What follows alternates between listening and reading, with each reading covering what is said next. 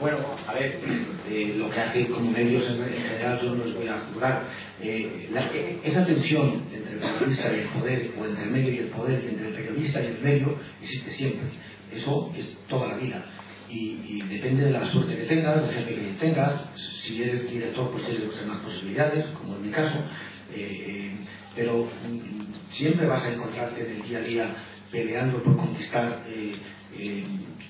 tu cuota de libertad. El director de tu medio, si no eres tú, pues siempre va a tener, o no lo sé, pero es frecuente que él soporta esas presiones, entre comillas, que no son presiones oscuras, que a menudo no son presiones inconcesables, sino es la tensión diaria normal entre quien quiere que publiques una cosa y tú que no quieres publicarla porque no es la verdad. Entonces, eso existe siempre. Es verdad que hay medios mucho más ideologizados que otros. Es verdad que la ETV, que ha dado un cambio ahora muy notable, pues estaba demasiado en manos de... No quiero hablar de los periodistas porque no les conozco, pero evidentemente en manos de una ideología que tamizaba todas las noticias, o muchas de las noticias, pero yo creo que en todas partes, incluso en los medios que pueden parecer más tendenciosos, hay periodistas que luchan por su cuota de libertad, que trabajan, que lo hacen lo mejor que saben y que al final hay algunas veces que tienen que ver cómo al día siguiente, o si es televisión ese mismo día, pues manipulan su trabajo. Bueno, yo he visto en esos medios que has citado, he visto tertulias o he visto informaciones que me han parecido deleznables, pero estoy convencido de que está lleno de periodistas que trabajan todos los días con la misma ilusión que los que, y quizás hemos tenido la suerte de no estar en ese escenario tan difícil. Sí, dime. No, la pregunta era eso, si muchas veces usted se ve salpicado por determinadas actuaciones en otros medios. O sea, si, no. Claro, usted me va a contar esto así porque es de televisión casi... No, porque nosotros contamos el caso Gürtel con toda la tranquilidad, y sacamos todas las imágenes con toda tranquilidad, a pesar de que estaba afectada una de las personas que es de Televisión Castilla y León, Castilla Televisión. No dejamos de hacerlo, y habitualmente cualquier medio de comunicación es una fuente de información, y lo que publica cualquier periódico o emite cualquier televisión para mí es una fuente de información y me obliga, como yo decía, a revisar mi punto de vista. Y si aportan datos del caso Gürtel que yo no conocía, pues tengo la obligación de comunicarlos y de emitirlos. Y si son los mismos porque estamos en una campaña, pues no tengo la obligación. Pero naturalmente, como cualquier otro medio de comunicación, debo también de los demás.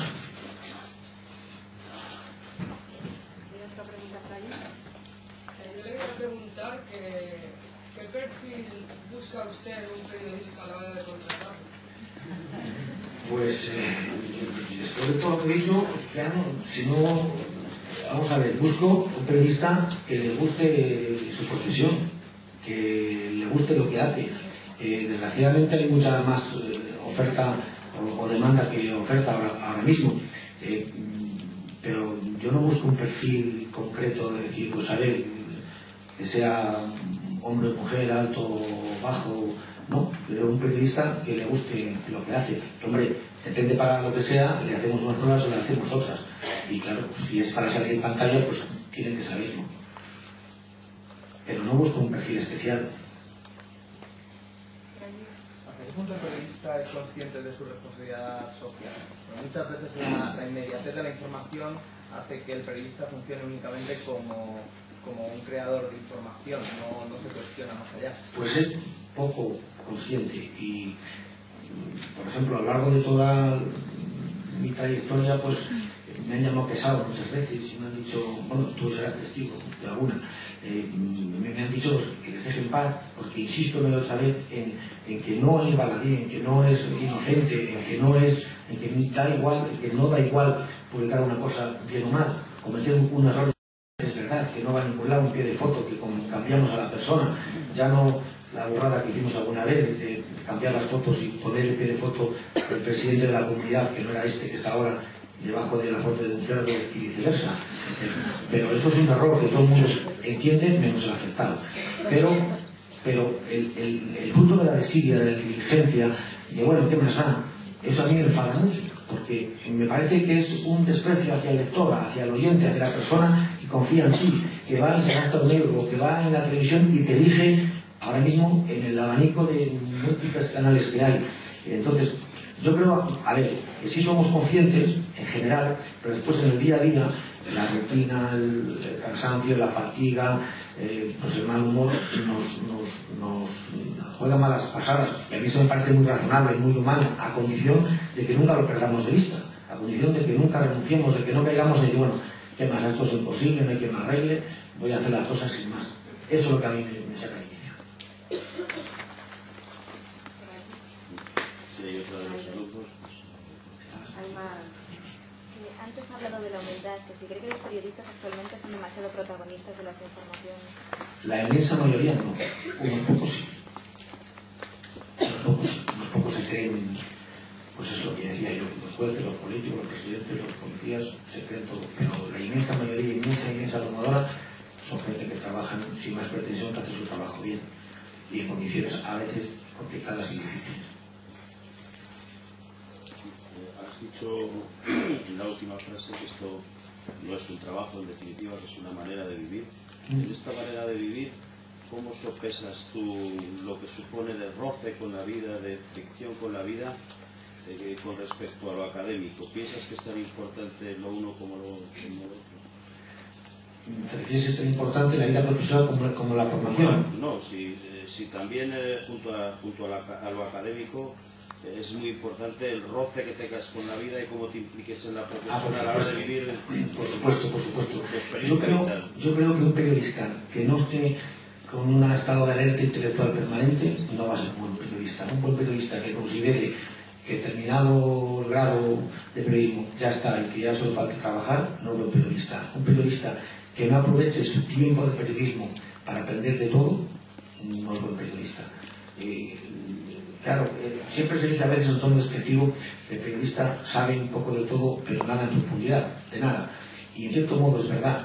Lo que ocurre es que tienes que ser decente contigo mismo y escribir de lo que sepas. Escribir de lo que sepas no significa escribir del área que sepas, sino de cualquier área hasta donde sepas. Y si tú tienes una curiosidad, me parece una de las funciones, mira, se me ha olvidado, me levanté tan pronto para escribirla, la curiosidad me parece una de las virtudes, de los fundamentales, de los rasgos prioritarios del periodista.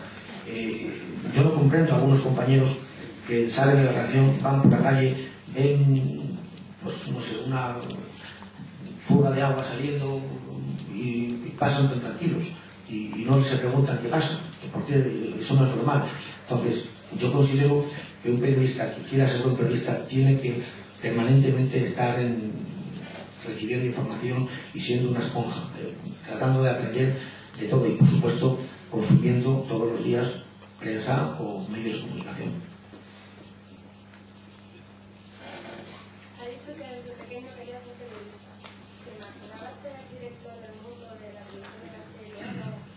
¿Buscaba algo más? No, que va. Ser director no es mi profesión es ser periodista. Y yo me siento periodista. Desgraciadamente, a ver, ahora mismo, como director general de la televisión, pues lo que tengo que hacer es que la televisión funcione. Entonces hay parte de mi tiempo, demasiada parte de mi tiempo, que me dedico a cosas que no son periodismo. Pero no me imagino en absoluto. Cuando era corresponsal del Diario de León en Astorga y en La Dañeza y en toda la comarca aquella, me lo pasaba fenomenal haciendo reportajes, entrevistas, buscando información, y por eso pensaba yo que podía ser director. Pero después nos fuimos a la Crónica, un grupo de amigos.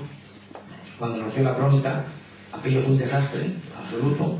El primer día pues, pasamos de vender todos a vender 2, y entonces los jefes se pusieron nerviosos, empezó a correr el escalafón, nombraron 4 directores en 6 meses, y entonces yo empecé a ascender y llegué a director sin merecerlo, sin tener ni experiencia, pero bueno, era cogerlo, cerrar, ¿no? Y así fue como llegué, y me gustó y ya no lo dejé, claro. ¿Le gustaría ir a otro país a investigar? Pues estuve a punto de ir a otro país. Ella es la que me animó a ser periodista. Estuve a punto de ir a México, pero mis hijas me disuadieron. la situación que hay en aquel país. Yo quería saber si cree que hoy en día en los medios es más importante la inmediatez, el dar la noticia primero, o la calidad. Lamentablemente es la inmediatez, es más importante. Y a menudo os escucháis o hay debates sobre la crisis de la prensa, sobre todo escrita, pero en general la crisis del periodismo, si Internet va a llevarse por delante los periódicos de papel que conocemos hasta ahora. Yo creo que deberíamos pensar también o hacernos alguna autocrítica y pensar si además de Internet, que es una dificultad objetiva, no tenemos también responsabilidad los periodistas, que renunciamos con frecuencia a la calidad. Los periódicos, bueno, yo voy a hablar en primera persona, aunque ya no soy un periódico, pero pretendemos ser igual que Internet o parecernos a Internet. Yo creo que eso es un error. Hace poco, en El País, me parece que fue en El País, salió una entrevista muy interesante con el director de Die Zeit, del periódico alemán, que con un periodismo distinto, el antiguo periodismo, con información, con informaciones fruto de la investigación, del trabajo bien hecho, largas, profundas, pues había aumentado sus ventas en los últimos meses de una manera considerable, la facturación de publicidad, y había garantizado la rentabilidad del medio. Eso es insólito. Estamos todos inmersos en una carrera por luchar con Internet, y igual resulta que la receta es precisamente lo que hemos dejado de hacer, el periodismo de calidad. ¿De qué manera puede estar influyendo en la sociedad actual el incesante aumento de tertulias, de debates políticos en los diferentes canales de televisión? Pues, hombre, las tertulias son un fenómeno que empezó hace 15 o 20 años, yo creo que fue Luis del Olmo el primero que las puso en marcha. Pues influyen como cualquier otro género del periodismo. Son bastante seguidas, están proliferando demasiado, hay algunas bastante impresentables, la verdad. Entonces yo creo que sí que influyen, que sí que gustan a la gente, pero me da la impresión de que al proliferar tanto, ya sabes que no hay peor. O sea, cuando hay una inundación, lo que primero se corta o sufre es el agua potable. Pues aquí nos pasa un poco lo mismo. Ante la inflación de tertulias, el riesgo es que ya no sabemos en cuál quedarnos, y al final parece un puturrí imposible de discernir entre lo bueno y lo malo, y entonces pues pierden fuerza, pierden capacidad de influencia. Pero vamos, a mí creo que las de los medios que todos tenemos en la cabeza, las de los medios radiofónicos o televisivos líderes, pues sí tienen influencia, no más que la información, no más que los reportajes, es un género más, y bueno, bien, funciona bien. En relación con lo que usted ha hablado sobre la credibilidad, ¿cree que el público se cree todo lo que aparece en los medios de comunicación? No. Es más, que debe creérselo. No. El público cada vez es más, creo yo, cada vez es más maduro, y como os decía antes, quizás hemos abandonado en exceso nuestros deberes y nuestra responsabilidad en general como medios, no como periodistas. Pues el público está un poco desencañado. Y si decía antes que cuando explicamos la crisis de la prensa escrita, por ejemplo, no debemos acudir solo a razones ajenas a nosotros, sino también internas, y hablar de nosotros mismos y de lo que estamos haciendo, pues te respondo también de esa manera. Yo creo que estamos jugando en exceso con la gallina de los huevos de oro, que es nuestra credibilidad, que es nuestro principal tesoro, como te decía yo.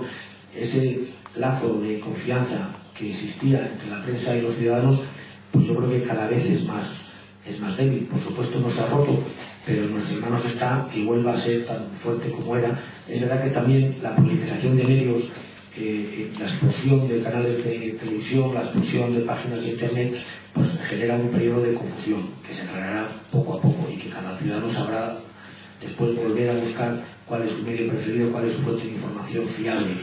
Pero yo creo que efectivamente hemos contribuido con nuestra falta de responsabilidad a deteriorar bastante esa confianza.